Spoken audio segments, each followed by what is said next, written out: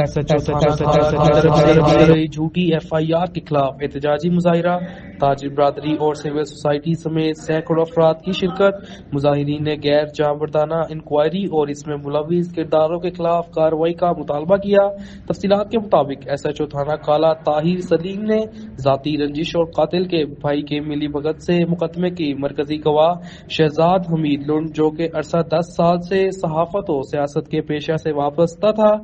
General council اور انجمن تاجران شہادت لنڈ کی سابق جنرل سیکرٹری بھی رہ چکے ہیں، پر جھوٹی اور بے بنیاد ایف آئی آر کر دی، جس میں الزام لگایا گیا کہ انہوں نے عورت کو اغوا کر کے زیادتی کا نشانہ بنایا۔ اس ایف آئی آر میں 302 مقدمہ کے مدعی مقتول کے بھائی کو بھی نامزد کیا گیا۔ ایس ایچ او تھانہ کالا طاہر سلیم نے شہزاد حمید پر ایف آئی آر اس بنیاد پر دی کہ وہ اس کی کرپشن بے نقاب کرتا ہے اور علاقہ میں حق کی آواز بلند کرتا ہے۔ مقررین حافظ غلام یاسین گورچانی، جنرل سیکرٹری انجمن تاجران شہر کالا، سردار عتیق خان لنڈ، صدر انجمن تاجران شاہدین لنڈ نے خطاب کرتے ہوئے کہا کہ ایس ایچ او تھانہ کالا کی ایسی بھونڈی حرکت سے